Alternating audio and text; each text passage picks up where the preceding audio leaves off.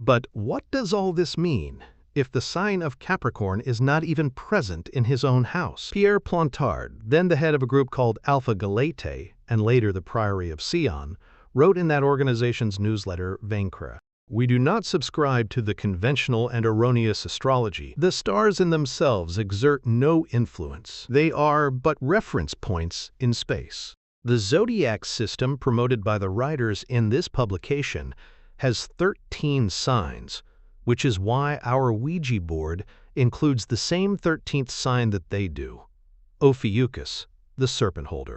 Returning to the Masonic depiction of the ladder from the winter solstice to the Pleiades over the vernal equinox, note that the way this ladder is slanted looks like a mirror image of the way the ladders to heaven in the Masonic tracing boards with the 3 pillars are depicted. In many of these images, we also see a key hovering about midway up the ladder. I assume this is also analogous to the Masonic Royal Arch keystone. I also think now that the N.E.W.S, which was referred to in the Mithras and Uranus seance, a term which has come up before in earlier seances with Baphomet and others, stands for Key of Solomon. I think this term refers both to the keystone of Solomon's temple in Masonic ritual and also to the grimoire of that title, which is an instruction manual supposedly written for Solomon's son David about how to enslave the very same demons that Solomon used to build that temple. So what is the significance of a heavenly ladder to the Pleiades, the 7 sisters and daughters of Atlas? Albert Pike writes in Morals and Dogma that before the collier of the vernal equinox had passed into Aries, and after it had left Aldebaran and the Hyades, the Pleiades were, for 7 or 8 centuries, the leading stars of the Sabaean year. Supposedly, there are, or were, 7 stars in the constellation Pleiades, to correspond to the number of sisters, also called doves or virgins, in the myth. In Edith Hamilton's mythology we read, "Although it is agreed that there were 7 of them, only 6 stars are clearly visible. The 7th is invisible, except to those who have especially keen sight." Robert Graves in the Greek myths explains that, quote, "The 7th married Sisyphus of Corinth and failed to be included in the constellation because Sisyphus was a mere mortal." Albert Pike tells us they're usually called the 7 stars, and it is said they were 7 before the fall of Troy, though now only 6 are visible. Troy, like Nod and Atlantis, is another fallen netherworld that exists in chaos, which is why a maze or labyrinth is sometimes called, in England, a Troy town, and perhaps why London, built around the entrance to the prison of Kronos in Tartarus, was once called New Troy. But I think there might be another reason for N. I'm not sure, but I think it's a clue that the Secret Societies of All Ages and Countries, Volume 2, by Charles William Heckethorn, 1875, a Masonic ladder with 7 steps is talked about that symbolizes the next part of the celestial journey, from the vernal to the autumnal equinox, which is the sun's progress through the 7 signs of the zodiac, from Aries to Libra, both inclusive. This the candidate ascends, receiving at every step the explanation of its meaning from a hierophant. When the candidate has ascended the ladder and is on the last step, the ladder is lowered and he passes over it, because he cannot retiree the same way, as the sun does not retrograde. He then reads the words at the bottom of the ladder, N.E.W.S ultra. The last degree manufactured is always the N.E.W.S, till somebody concocts one still more sublime, which then is the N.E.W.S ultra, till it is superseded by another. What sublimity Masonic degrees will yet attain, and where the Y will stop, no one can tell. The ladder to heaven with 7 steps is more common in mythology. Supposedly, the Tower of Babel had 7 stages, as did the ziggurat or Salem that Jacob saw stretching to heaven. Each step may also correspond to a pillar. In the Kabbalistic text Sefer Yetzirah, it says about God, "He made non-existence into existence. He carved great pillars." According to Arya Kaplan's commentary, the reference here is obviously to the verse, "Wisdom has built its house, it has carved its 7 pillars." Proverbs chapter 9, verse 1.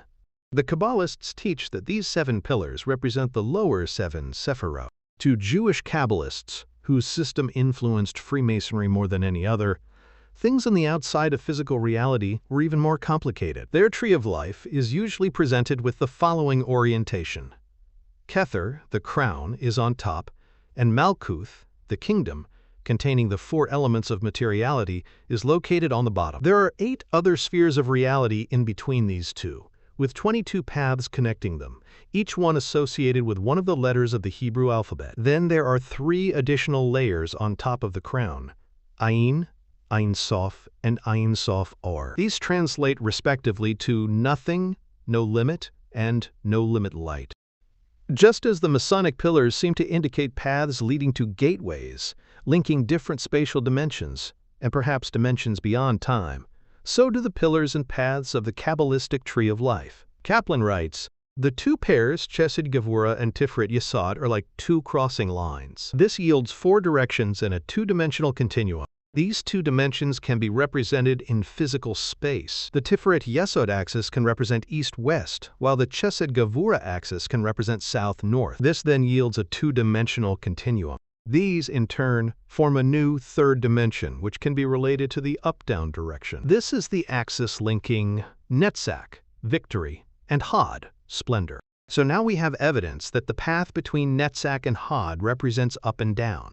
Kaplan also writes, "In Hebrew, ad, until eternities of eternities, and this expression occurs numerous times in the Bible. The expression denotes the realm outside the time continuum, where the concept of time does not exist at all. Note that the theory of gravity is not specified anywhere in the above summarized Kabbalistic creation and cosmology doctrine. Instead, we simply have the idea that creation proceeds downward. Subtler, lighter things, both in tone and weight, manifest into denser things, falling along the way, and thus making that which they came from higher. People tend to talk about birth and the afterlife as though somehow we came from heaven with God before we were born, and will go back there with the help of Jesus after we're done here. Therefore, when philosophers decided that the Earth was spinning and orbiting through space because of the pull of gravity, they were distracting us from the fact that the Earth is perpetually falling down into the abyss of non-existence. This is something discussed explicitly in the medieval magical grimoire called the Testament of Solomon, which details King Solomon's various dealings with demons. When the king interrogated the demon Orneus, saying, "Tell me how you can ascend to heaven, being demons, and amidst the stars and holiness intermingle," Orneus mentioned in his reply that, as having no ground basis on which to alight and rest, we lose strength and fall off like leaves from trees. And men, seeing us, imagine that the stars are falling from heaven. But it is not really so, O king, but we fall because of our weakness, and because we have nowhere anything to lay hold of, and so we fall down like lightnings in the depth of night. The stars have firm foundations in the heavens, like the sun and the moon. This same demon was conscripted to help cut stones for Solomon's temple. He's said to be the son of the archangel Uriel, the same angel who spoke to John D. Another demon named Staff, Rabdos, showed one of Solomon's servants a green stone tossed to and fro in a mountainous spot, with which the demon suggests, "Thou mayest adorn the temple of the Lord God." Solomon then used this stone to create supports for the table of incense in the temple. When the building was almost finished, constructed mostly with labor from demons, they ran into a problem. A large, heavy stone had been selected to be the cornerstone and was to be placed beneath one of the 2 pillars at the main entrance. But a demon named Ephippas from Arabia, whom Solomon had trapped inside of a bottle, was able to lift it while still in the bottle and place it in its spot. Ephippas also went to the Red Sea to fetch the demon Abizithabad, who was stuck underneath a pillar of air that he was apparently obliged, presumably by God or by Moses, to continue upholding. This had occurred in relation to the parting of the seas during the Exodus. Together, Ephippas and Abizithabad brought the pillar to Solomon's temple and placed it on top of the cornerstone in the entrance. The text quotes the king's testimony that follows, "And I, Solomon, beholding the stone raised aloft and placed on a foundation, said, Truly the scripture is fulfilled, which says, The stone which the builders rejected on trial, that same is become the head of the corner. I said therefore to him, How wast thou found in the Red Sea? And he answered, In the exodus of the sons of Israel, I hardened the heart of Pharaoh, and I excited his heart and that of his ministers, and I caused them to pursue after the children of Israel. And Pharaoh followed with me, and all the Egyptians. Then I was present there, and we followed together. And we all came up upon the Red Sea. And it came to pass, when the children of Israel had crossed over, the water returned, and hid all the host of the Egyptians, and all their might. And I remained in the sea, being kept under this pillar. But when N.E.W.S came, being sent by thee, shut up in the vessel of a flask, he fetched me up to thee. I therefore, Solomon, having heard this, glorified God, and adjured the demons not to disobey me, but to remain supporting the pillar. And they both swear, saying, The Lord thy God liveth, we will not let go this pillar until the world's end. But on whatever day this stone fall, then shall be the end of the world.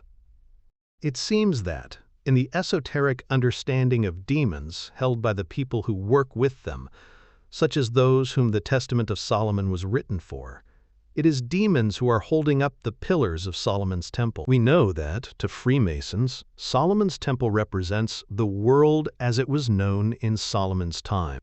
Also, one of the pillars is made of air, and presumably corresponds with the pillar of cloud stretching from heaven to earth that led the Israelites through the wilderness after they escaped captivity in Egypt. This pillar then, according to the text quoted above, remained in the sea, on top of the demon N.E.W.S.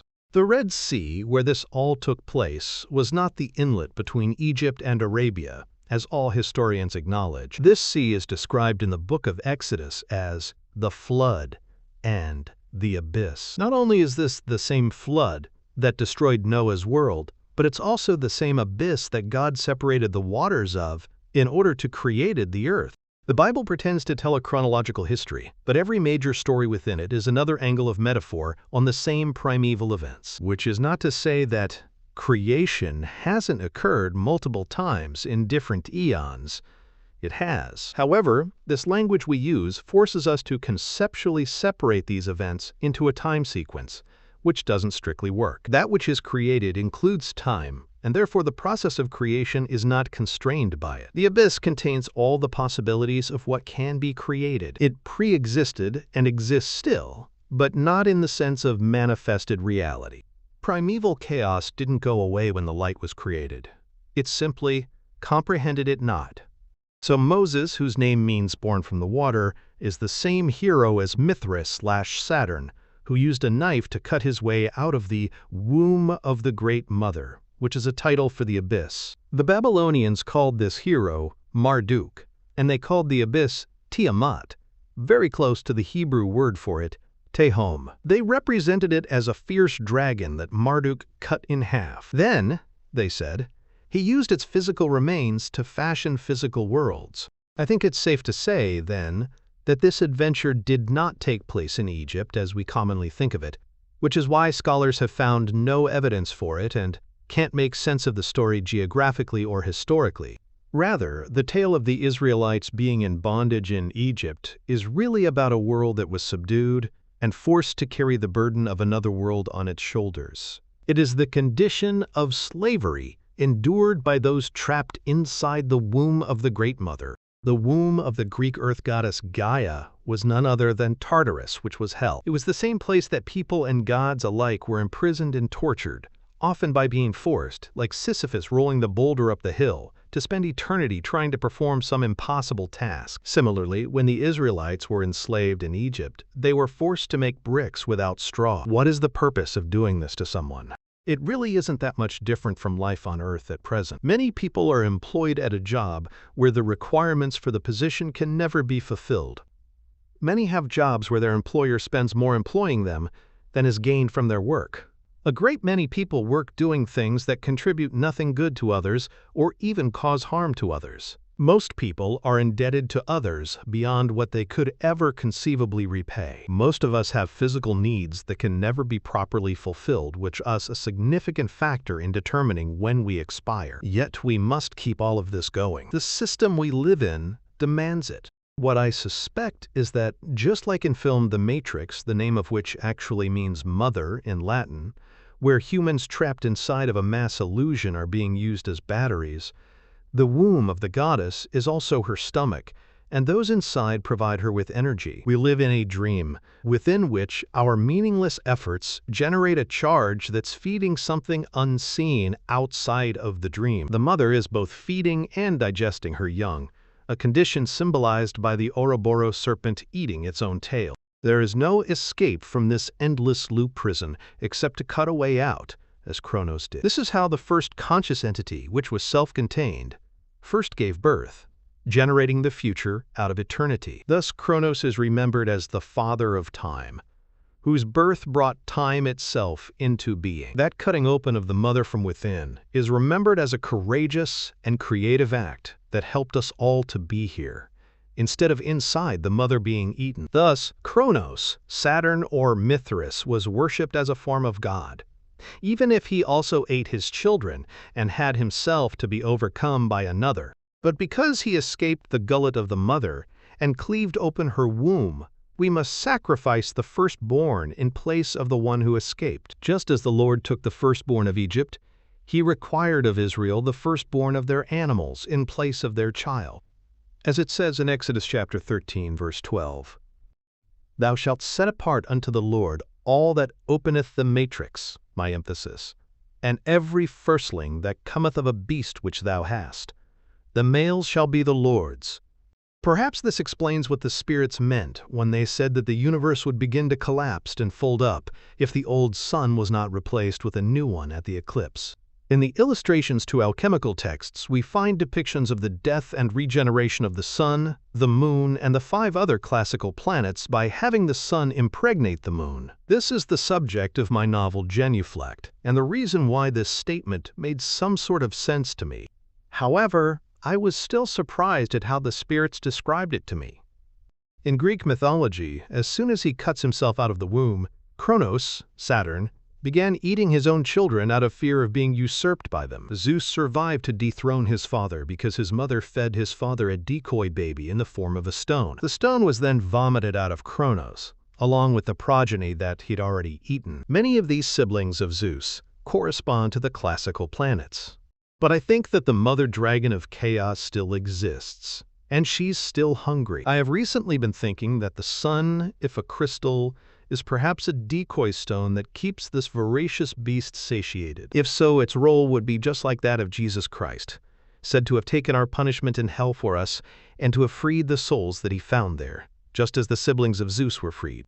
As Helena Blavatsky wrote in Secret Doctrine Volume 2, Anthropogenesis, Christ stone, or Christ rock, the spiritual rock that followed Israel. I Corinth. X.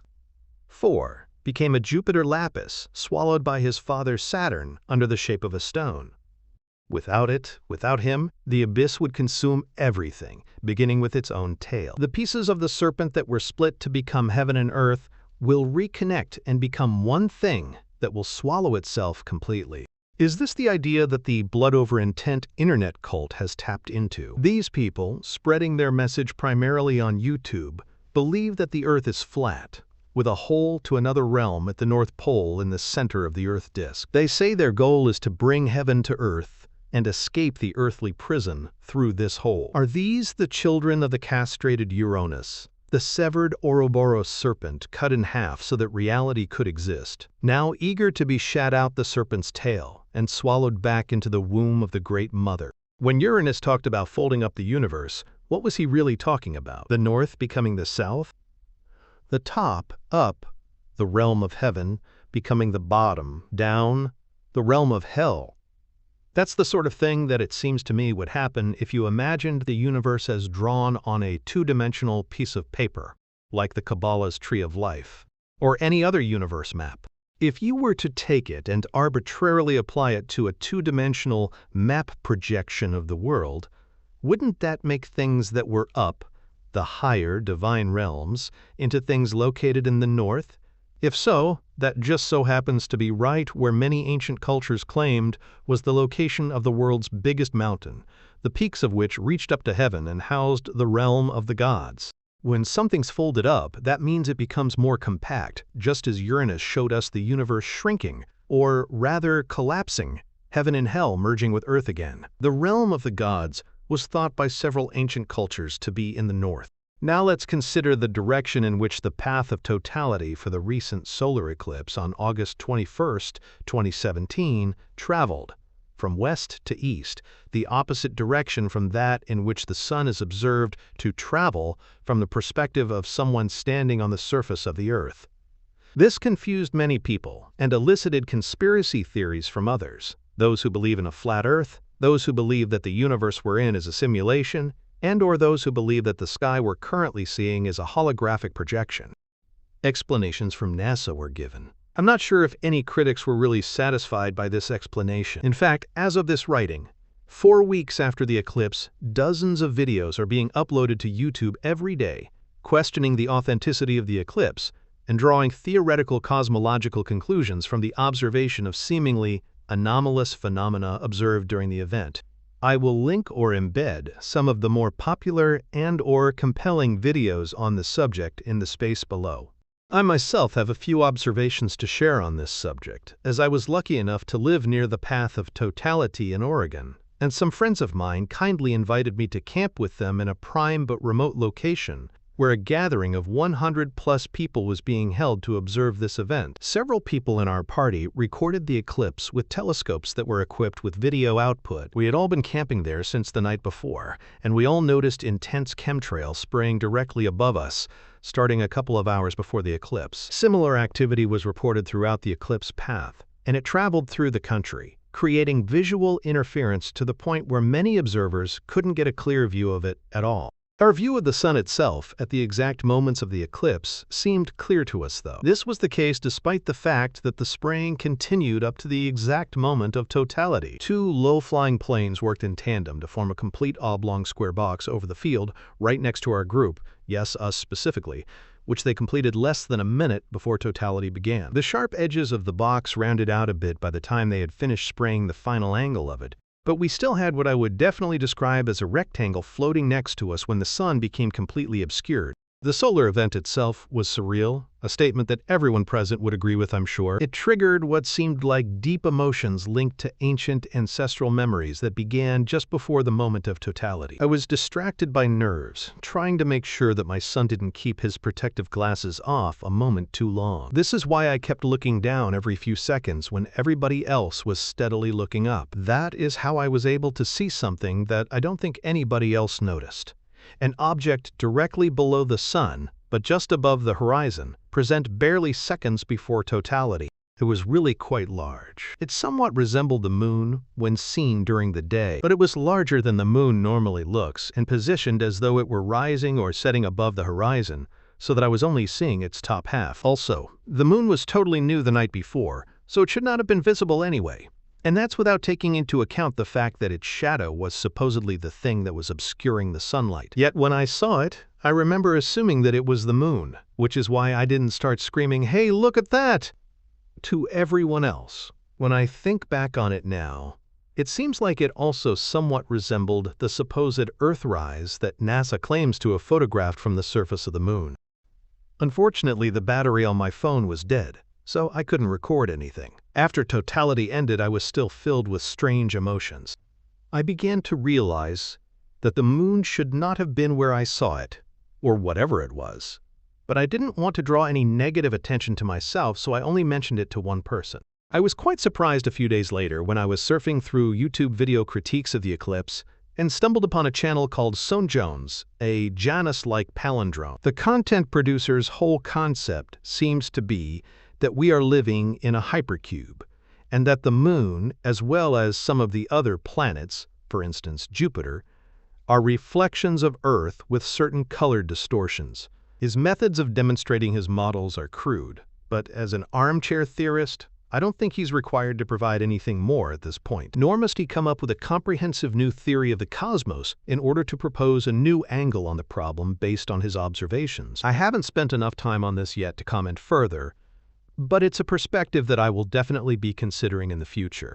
It doesn't seem too far off to me at all. especially considering that you can find numerous examples of people applying the Kabbalistic tree of life to a hypercube. This works quite well geometrically. Furthermore, each Sephiroth is attributed to one of the planets in Kabbalistic correspondence tables, with slightly varying arrangements depending on the source you consult. So theirs is essentially the same cosmology that Soanes-Jones is proposing. Even the producers claim that all of the planets are reflections of Earth is very similar to things one finds in Kabbalistic texts. One thing you'll notice on his channel is that there are videos where he demonstrates with a plastic bendable model of a hypercube. Could this be a useful visual aid for imagining how the multi-dimensional universe might fold up the way Uranus said it will? If the pillars of the sky are the lines connecting the inner and outer cubes, then if they fall down, the top cube gets squished down to the bottom, and then the whole thing constricts, like an Ouroboros snake eating itself up into a little ball. Returning again to the subject of the recent solar eclipse, note that the totality path went through the USA and no other country. It started in the Pacific, just to the west of the Oregon coast, slanted southeast.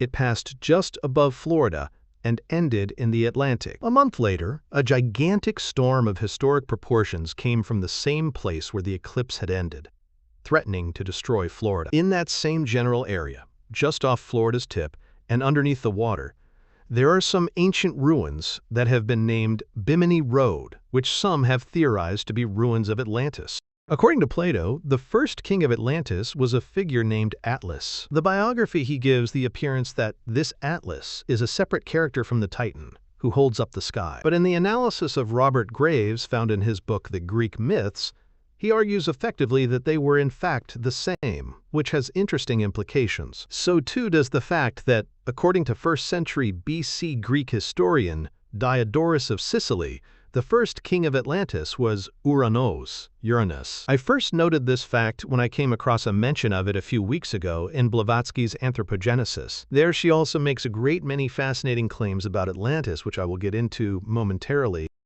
According to Plato, the Atlas, whom Atlantis was named after, was the son of Poseidon, the first of his 10 sons by the mortal lady Cleito. He describes how Poseidon enclosed the hill on which Cleito lived all around her, making alternate zones of sea and land. He did this to imprison her, so that she could not escape, and so that nobody could ever get there to rescue her.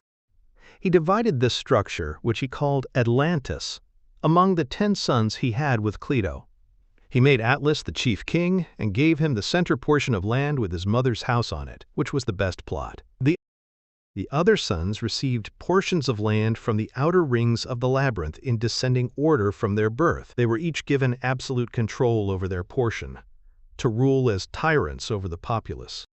In 2001, the spirit of Cain told me and Brian Albert on the Ouija board that the fall from the Garden of Eden and the biblical flood were both related to the destruction of Atlantis. This claim gains credence when you consider that the word Eden might share common roots with the name Poseidon. Recall also that one of the spirits in this last seance spelled out the word Odin. Eden also sounds a lot like Edom, the name of a detested race in the Old Testament, descended from Jacob's brother Esau. Just as Cain said that Eden was ruled by 10 Molochs, and Plato said there were 10 kings of Atlantis in total, the Bible says that there were 10 dukes of Edom. The kings of Edom are described in Kabbalistic texts as the demonic rulers of the Culopothic tree of death, with spheres antithetical to the 10 Sapphira on the tree of life, which I will analyze in more detail shortly. The Kabbalists portray the dukes of Edom as if they still rule in hell and can be contacted for use in magic. If Cain's claims to us were correct, then the name Adam and the word Atlantis are most likely related as well. In his book, Atlantis, the Antediluvian World, Ignatius Donnelly presented several root words similar to ATL that indicate it being an ancient word meaning water that is descended from a lost mother language. The lant syllable has a similar etymology, he says, meaning land. So Atlantis is a place name meaning land water. It is important to recall that Plato's version of the Atlantis myth was never finished. He prefaced it by mentioning that their land sunk beneath the ocean, but then the manuscript trailed off before he described it in full detail. Helena Blavatsky, deliberately blurring, correctly I think, the fabled Atlanteans with the Atlantes nation that Herodotus wrote about being in Western Africa, mentions in his report that the people who lived there never dreamed while sleeping. To me, this seems to indicate that perhaps their entire life was a dream. Recall that the Titan Kronos was said by Plutarch be asleep in chains in Tartarus, his dreams influencing our reality here on the surface of the earth. Some people even hold counsel with him in their sleep, he wrote. I think of both Atlantis and Tartarus as being nebulous zones of non-reality, dreams in themselves, like the chaos of the abyss outside of the universe, surrounding us on all sides, both up and down. Tartarus, we know, is to be viewed as both underneath and also inside the earth. We think inside because it's said to be Gaia, the earth goddess's womb, out of which the Titans sprang in the first place, and to which they returned as prisoners after they were defeated by Zeus.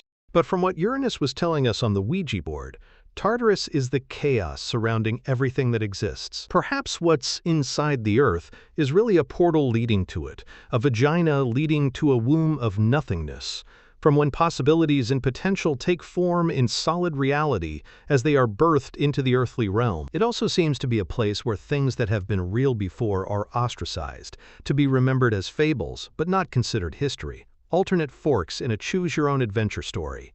Such, I think, is the land of Nod, which Cain was banished to after the murder of his brother in the book of Genesis. In the book of the Cave of Treasures, this place was down the mountain, the central world mountain, Cardo, from where the rest of Adam's kin were living. It's also a place where people are imprisoned against their will. According to stories cited in Louis Ginzberg's Legends of the Jews, Cain imprisoned his wife and children there also, building cities as cages to keep them there, for the exact same reason that Poseidon purportedly built Atlantis.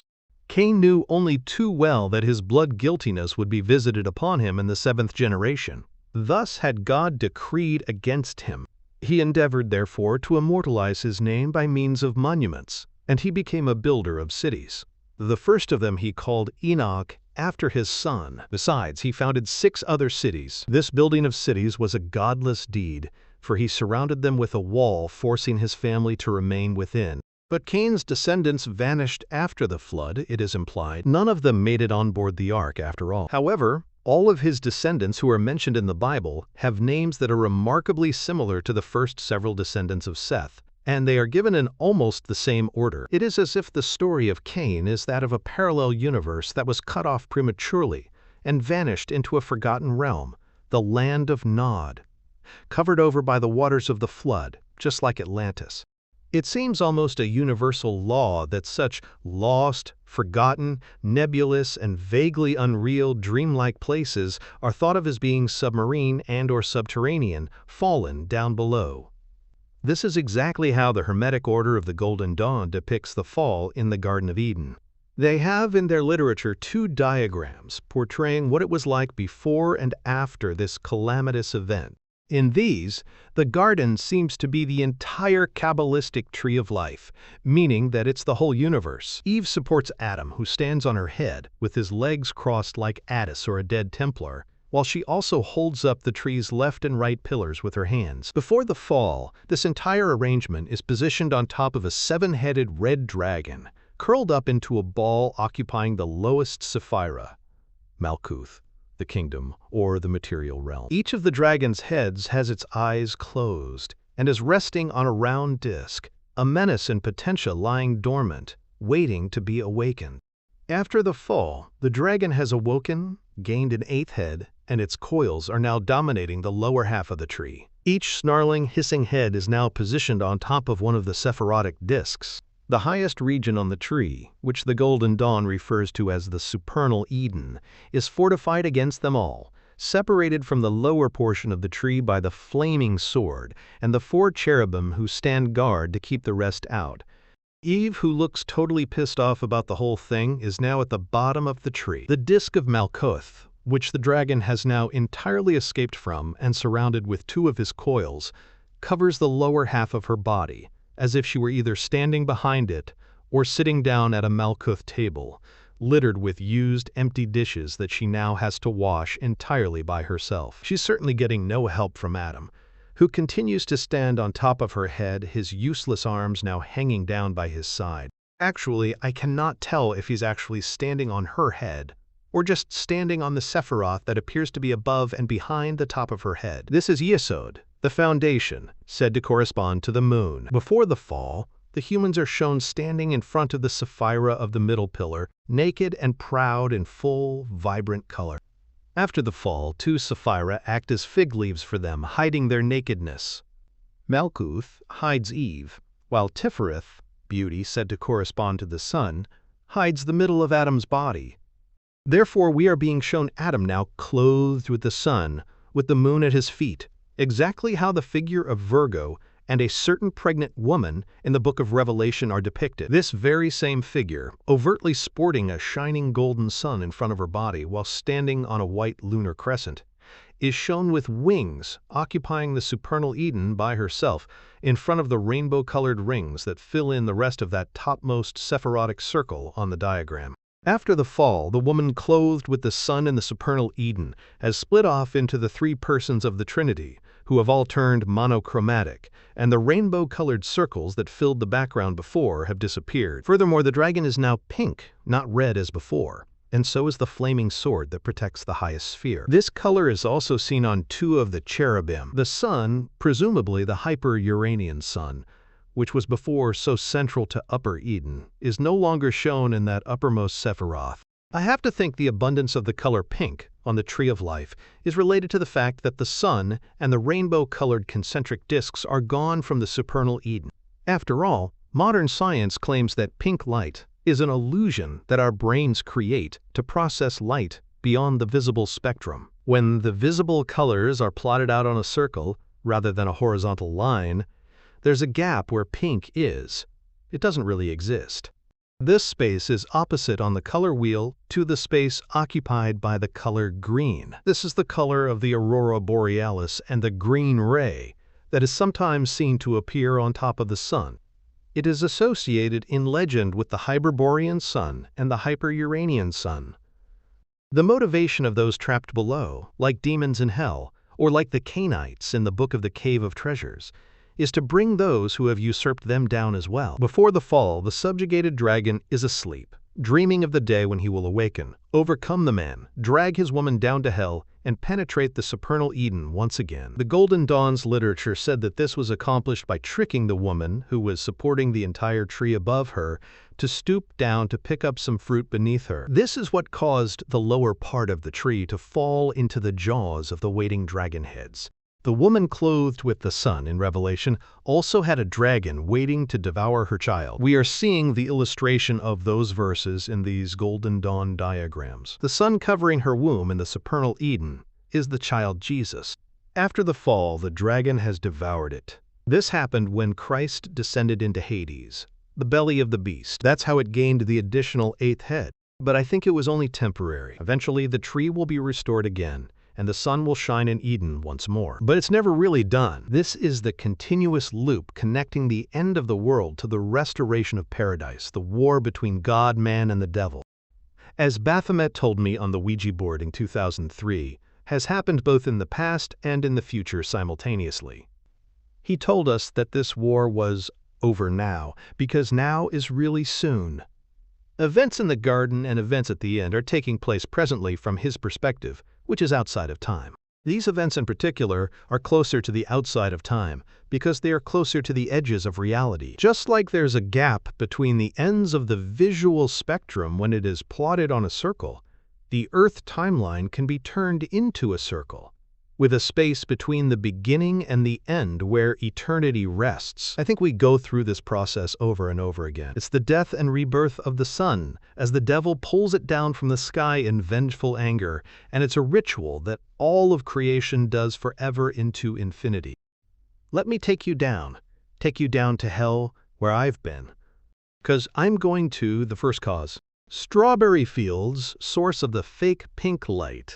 Nothing is real. The 8-headed pink dragon envelops us in illusion as the void of chaos takes over creation, making the unreal the only thing that's real. And nothing to get hung about, like Jesus, like Uranus, like the hanged man. Strawberry fields forever. Within the pink light is the place of eternity.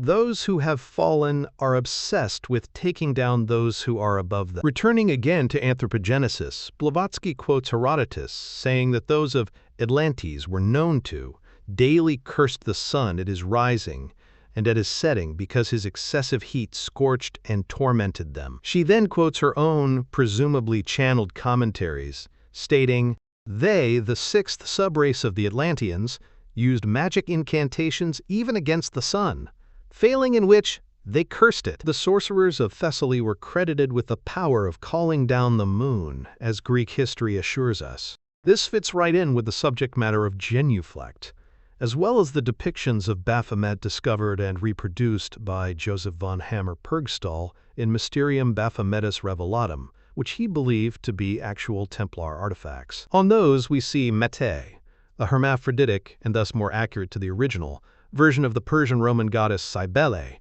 pulling the sun and the moon, shown inverted, down from the sky. Or, at least, that's been my interpretation of it for some time. Considering the fact that the sun and moon are shown upside down while Mete is standing upright, and the cuffs of the shackles connected to them are not directly connected to her legs, there could be more to it. After all, this image in particular seems to have been what inspired Eliphas Levi to draw Baphomet in the way that he did. In color versions of this plate, we see the demon's right hand forming the monopantea with his first 3 fingers, a sign of benediction, pointing them upward at a golden crescent that appears floating above it, screen left. Meanwhile, the left hand, forming the same gesture but pointed downward, making it thus a sign of malediction or cursing, is aimed at a darker, reddish-brown crescent located below it, screen right, the same color the moon takes when there's a lunar eclipse. Levi's own writings explain the attitude in which he depicts Baphomet in his book Dogma and Ritual of High Magic as his 2 hands forming the sign of Hermetism, the one pointing up to the white moon of Chesed, the other pointing down to the black one of Gubura. Thus, these 2 crescents are usually explained by occult writers as being, quote, the waxing and waning moon.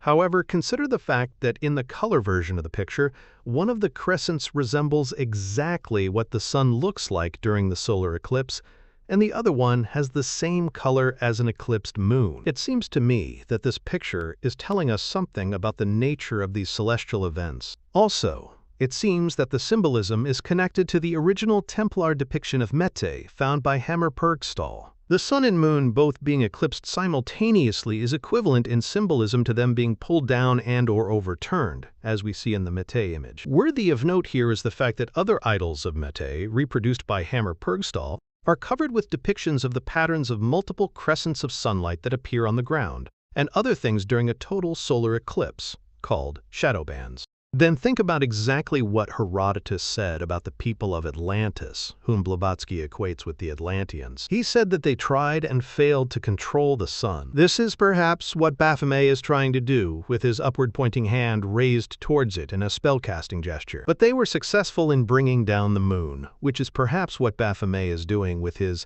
downward-pointing hand. This same symbolism is also reflected, perhaps not coincidentally, the path of the solar eclipse of August 21, 2017, when drawn on a U.S. map. I produced a video about Hurricane Irma and the Germanic legend of Irminsul, the pillar that holds up the sky in that mythology. In it, I explained symbolism I saw in the eclipse in regards to the present and future status of the United States of America. It involves the same symbolism as the Civil War, cutting the country in half, dividing the South from the North, and pitting the black against the white, symbolically light versus darkness. I also mentioned that both the hurricane and the eclipse had the metaphorical effect of cutting off Florida. I did not mention Manly P. Hall's theory that Florida is the Isle of Saturn that Plutarch wrote about, implicitly connecting the Americas to the legend of Atlantis. I will now suggest to you potential aspects of these symbolic connections that you might not have considered.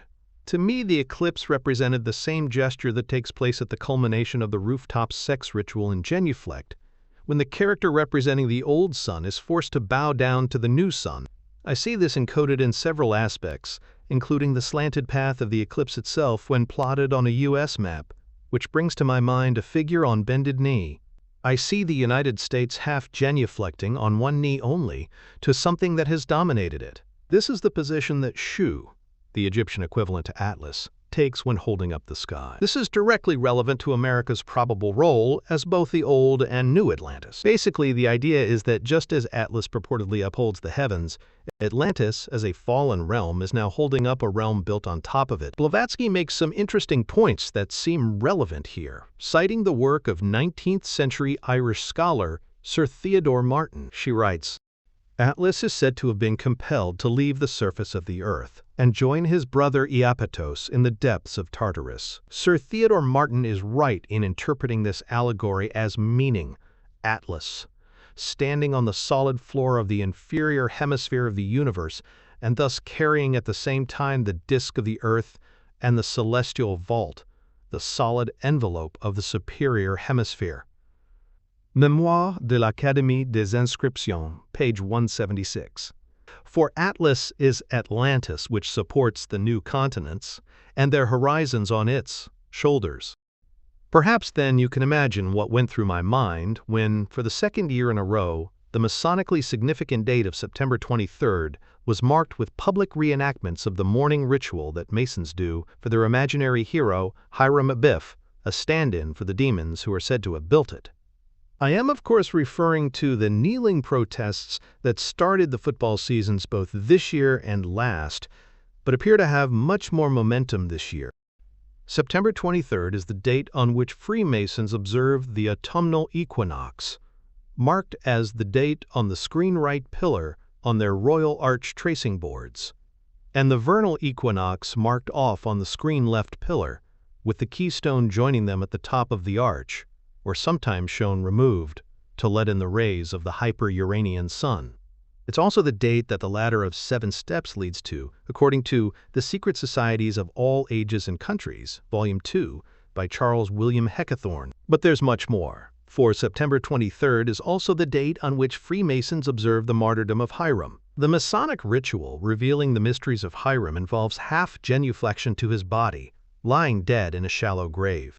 Last year on the very same day, I published an article on my website noting the obvious synchronicity about this public display of kneeling occurring on Hiram Abiff's death date. I also appeared on the Ground Zero national radio program hosted by Clyde Lewis to talk about this. All the while I was thinking to myself about what a strange coincidence it was that I had just begun writing a novel named Genuflect.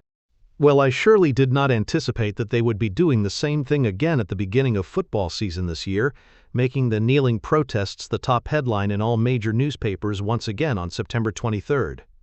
Moreover, this year the symbolism is a lot more ominous, due to the viral rumors stating that certain astrological alignments within the constellation of Virgo would presage the event spoken of in St. John's Revelation, in which a woman described identically to that of the figure of Virgo gives birth to a male child. Somehow, this led people to think that the world would end on that date. Just as ominously, particularly if you live in the United States of America, there was this year the added symbolism pertaining to the solar eclipse that had happened only a month earlier. As stated above, I felt that this foreshadowed the splitting apart, the collapse, and the defeat of America. It is hard not to notice that this same symbolism seems reflected in this mass public gesture of bowing down. Even the angle of the knee and legs bent in half genuflection reflects the eclipse's path of totality as it cut through the United States. Normally, bowing is a gesture of submission to a dominant force, at best to be polite, at worst to beg for mercy, which is politely implied in the former case anyway. It's also a gesture of shame, the attitude a dog takes when it's been caught being bad, again for the same reason, to elicit mercy from the master. It's nothing new to adopt a gesture of shame in order to cast shame on others, particularly members of one's own group. In this case, all Americans are clearly supposed to feel ashamed of their nationality when they see athletes kneeling instead of standing proud during the national anthem at a quintessentially American event like an NFL game. Moreover, the issue for which Americans are being shamed, the purported reason for deliberately creating this symbolically evocative divide between black and white America, isn't just police shootings, is it? The real undercurrent is, of course, the America's history pertaining to slavery. A statement frequently heard in any racial debate in the United States today is that the country was built on the backs of African slaves. This imagery has multiple layers, just like the universe does. First of all, there's the idea that the sky may appear to float effortlessly above you, but it's actually being held above you by invisible pillars that bear the burden you're not perceiving. This is similar to the idea that all white Americans are enjoying the alleged white privilege that their ancestors built up for them, purportedly at the expense of the ancestors of white Americans. Then there's what's implied by the use of Hiram Abiff's supposed death date, and the use of the same gesture of half-genuflection that's also used in the Masonic ritual that commemorates it. I believe this refers to the slaves that were allegedly forced to build and prop up Solomon's temple, i.e., the world in Solomon's time, according to Masonic tradition. As we know from the Testament of Solomon, these slaves were demons from hell, and like Atlas the Titan, one of them was obliged to bear the weight of the pillar of air that held up the ceiling, which, since the floor of the temple was the earth, must have been the firmament of heaven. The gesture which first came to be publicly associated with the Black Lives Matter movement, which is the group that also seems responsible for spreading the chic of the kneeling protest, is hands up, don't shoot, another signal of surrender, with both arms held high and the palms held out. This happens to be identical to the Masonic grand hailing sign. It also brings to my mind the positions of the Greek Atlas and the Egyptian Shu while holding the sky above their respective heads. Remarkably, Shu's attitude involves a combination of both the hands up, don't shoot gesture and taking a knee. He's kneeling because he's buckling under the weight of the firmament. In the process, he's also baring his belly like an animal succumbing to its master, while bowing to that master in obeisance, submitting to total domination, sexual and otherwise. Indeed, in the Egyptian cosmology, the sky is a goddess named N.E.W.S, and as Shu raises her aloft, his hands are placed on her breasts and genitals, indicating the other type of service he was obliged to give her. The Golden Dawn has a ritual attitude just like this, which they call the Sign of Theoricus, named after one of their grades. The title of this grade is derived from a Latin term pertaining to theorizing and consideration. Aleister Crowley's Astra and Argentum order also used the same sign for their grade 2 degrees equals 9 degrees, and in their literature they openly describe the attitude as the god Shu supporting the sky. This grade is dedicated to the element of air, and so the idea is that you are the pillar of air supporting the roof of the temple. However, the OTO also has another similar gesture, described as Isis in welcome, used during the Babe of the Abyss grade, in which you form your body into the letter X, like how St. Andrew was crucified. To me, this gesture looks like one made by a person using his body to brace against the walls and ceiling in order to keep them from closing in all around him, like the scene in Star Wars where Luke Skywalker and the gang are stuck in the trash compactor. It seems to me a very real possibility that this is what Isis in welcome is meant to emulate, especially when you think about what Uranus told us about the universe shrinking and folding up. Also consider the following formula for a curse that involves placing the victim's soul inside of a diamond-shaped prison and then folding it up slowly. It comes from the book Night Side of Eden by Crowley and Thelemite Kenneth Grant, which is a book about magic involving the Culipath, or Tree of Death. When describing the 32nd Culipathic tunnel, Thantifaxeth, the final nethermost cell of the infernal tree, he says the following, citing in the process fellow Thelemite Michael Bertriaux's Monastery of the Seven Rays. The works of this tunnel include incarceration of, tying up as a corpse, in the swathings of eternity. This is the origin of a deadly form of sorcery, which consists in imprisoning souls in space by a curious method that has been described by Michael Bertriaux. The prospective victims of this particular form of attack are placed symbolically, footnote i.e. in the form of sigils, in a diamond-shaped figure.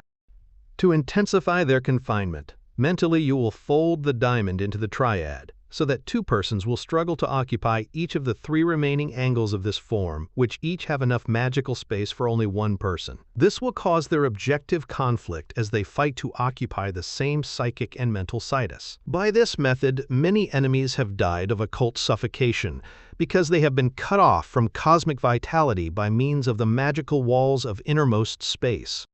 The 32nd path transmits astral energies from Pluto, Kether, to Earth, Malkuth. But at this utmost and final earthing of the cosmic current, a sudden reversal occurs, and this is the formula of magic itself, that the current having earthed itself in Malkuth, now turns back upon itself and streaks up the tree to dissolve in its source, in the transcosmic centers of energy represented by Kether. Thus, Malkuth is in Kether and Kether is in Malkuth, though after a different manner. Well, Malkuth is supposed to be the Earth plane, while Kether is generally attributed to Pluto, aka Hades in many 20th century Kabbalistic systems. So let us rephrase that last line a bit more nakedly. Earth is in hell, and hell is in earth, though after a different manner. The claustrophobic situation described above, where the victim's universe is compacted inside of a diamond shape, reminds me of the plight of Metis in Greek mythology. Metis is the same figure as Mete, the goddess, equated by him with Cybele, that Hammer Purgstall found featured on what he believed to be Templar artifacts. Metis was Zeus' first bride before Hera, and was credited in Greek myths with devising the plot to poison Kronos that allowed Zeus and his siblings to escape their father's stomach.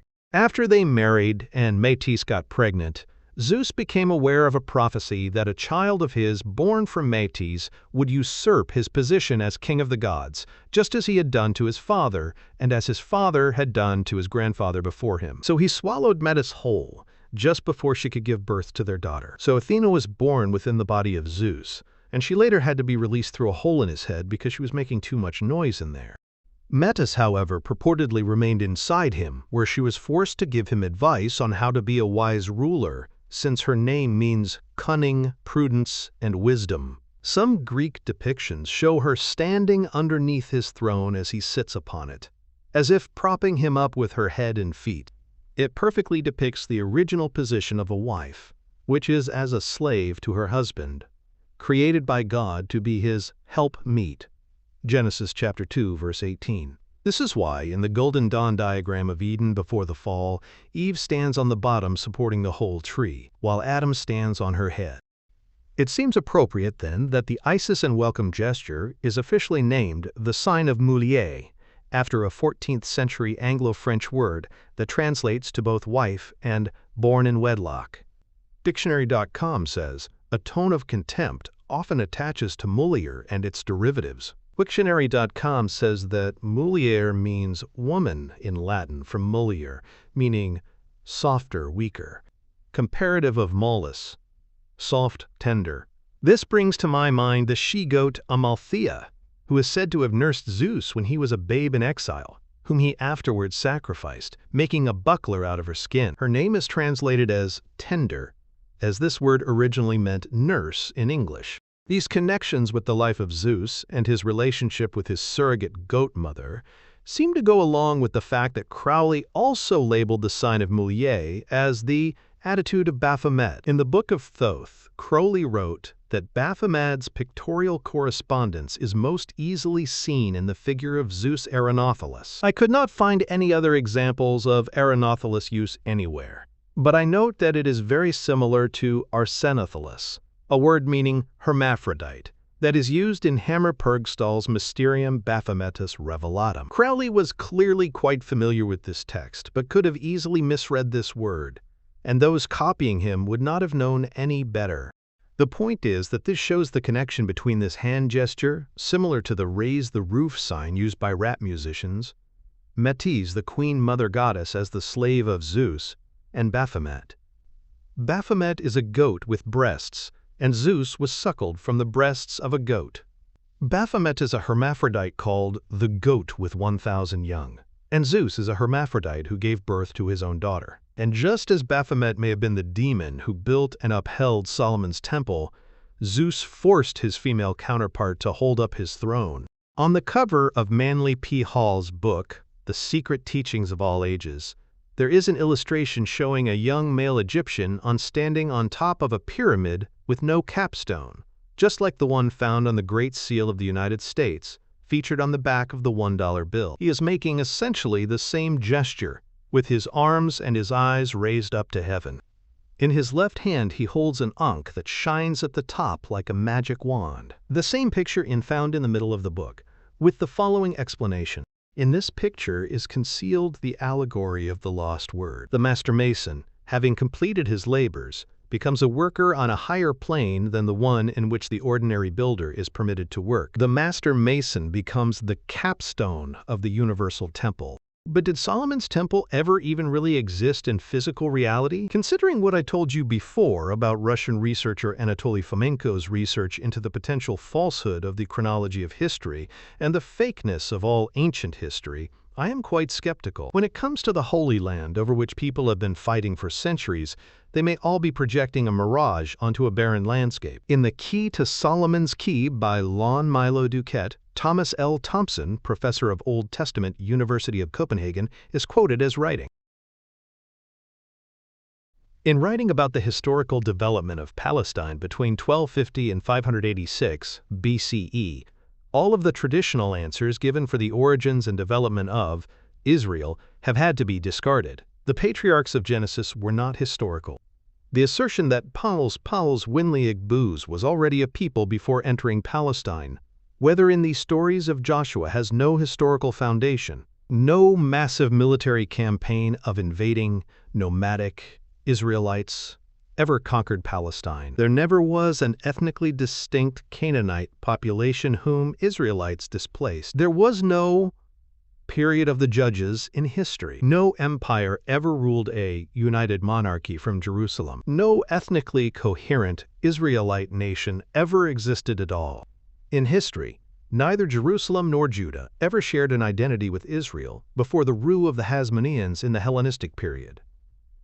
Furthermore, there is almost universal agreement that the works of the Old Testament cannot be traced any further back in time than the 6th century BCE. Prior to this, the historical and archaeological fingerprint of a Hebrew people united by a single religion occupying a nation with its headquarters in Jerusalem is non-existent. Indeed, according to Norman F. Cantor, Emeritus Professor of History, Sociology, and Comparative Literature, New York University, Rhodes Scholar, Porter Ogden Jacobus Fellow at Princeton University, and Fulbright Professor at Tel Aviv University, the first millennium of Jewish history, as presented in the Bible, has no empirical foundation whatsoever.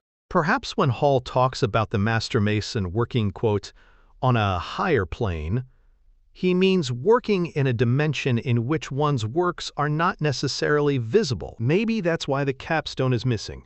You can't really see it. Or according to Hall, you are the capstone, and when you get to that level, that becomes your work. What appears to be a place for a capstone from the ground level is really the location of the cornerstone for a temple built in a higher plane. This made me think about the capstone on the pyramid on the Great Seal of the United States, featured on the back of the $1 bill. The capstone has the all-seeing eye on it, and it's shining while floating above the rest of the pyramid, which has a truncated top, just like the one the man is standing on top of in the Lost Keys of Freemasonry. It occurred to me that perhaps there is someone holding the capstone there that we can't see because they are operating from a dimension that is mostly invisible to us. This then caused me to ponder once more the line from the mysterious poem Le Serpent Rouge, published by the Priory of Sion, its purported authors of which, Louis Saint-Maxent, Pierre Fougère, and Gaston de Coker, were purportedly all found hanged to death shortly after its publication, although I suspect the real author to be Jean Cocteau. In the poem, the narrator is seeking the hidden place of a sleeping beauty that he openly identifies as the goddess Isis, but the top of the mountain where she actually resides in repose is invisible to him, for as he states, it seemed impossible for me to see the summit here. The marvelous sleeping one remained hidden, but then at a certain time of day, noon to be exact, it becomes visible to him. Thus he is allowed to enter what is blatantly described as, oh, quote, a new Temple of Solomon. A website dedicated to the Priory of Sion subject, Redesium.com, has an article pointing out that because of the sun's angle relative to the observer during, quote, quote, quote, quote, quote, quote, quote, quote, quote, this is one of the few times in which it puts out pure white light amongst its rays, something that was apparently noted in the optics experiments of Isaac Newton. Well, all of this seems to connect directly to the plot details of the novel Mount Analog by René Daumal, published in 1952. It describes a team of explorers who deducted from the distribution of landmass on a globe Earth that there is an invisible mountain, larger than any other on Earth, out in the middle of what appears to be the ocean. They figured that this would be needed to gravitationally counterbalance what appears to be a concentration of land on one half of the globe. As the leader of the expedition, Msogol, Logos spelled backwards, explains, "It is simply the bizarre apportioning of dry land and sea, which divides our globe more or less into a hemisphere of land masses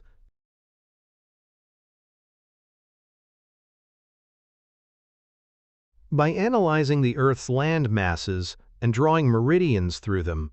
Sogol notes that they cross in the Ukraine, coincidentally, where a Malaysian Airlines plane met mysterious ill fate in 2014. Sogol then extrapolates from this, in a rather more complicated way, that the mountain is most likely situated somewhere in the South Pacific. Later, after they find it, they learn that it is invisible because it is made of a form of diamond called peridam, so dense that it can bend light around it. It is a clear and extremely hard stone, spherical and of variable size. It is a true crystal and an extraordinary instance entirely unknown elsewhere on this planet. A curved crystal. In the French spoken in Portamonkeys, this stone is called peridam. Ivan Laps is still puzzled by the formation and the root meaning of the word. It may mean, as he sees it, harder than diamond, as is very much the case, or else father of diamond.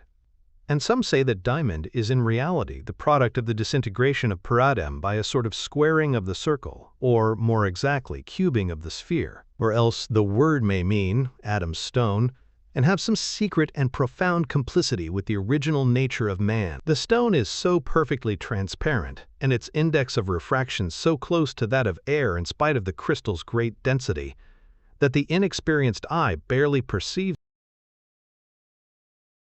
transparent, and its index of refraction so close to that of air in spite of the crystal's great density that the inexperienced eye barely perceives it. But to any person who seeks it with sincerity and out of true need, it reveals itself by a brilliant sparkle like that of a dewdrop. Peridam is the only substance, the only material thing, whose value is recognized by the guides of Mount Analog. Therefore, it remains the basis and standard of all currency, like gold in many countries. Just like the peridam itself, Mount Analog remains invisible, except to those who seek it, know where to look, and are worthy of finding it.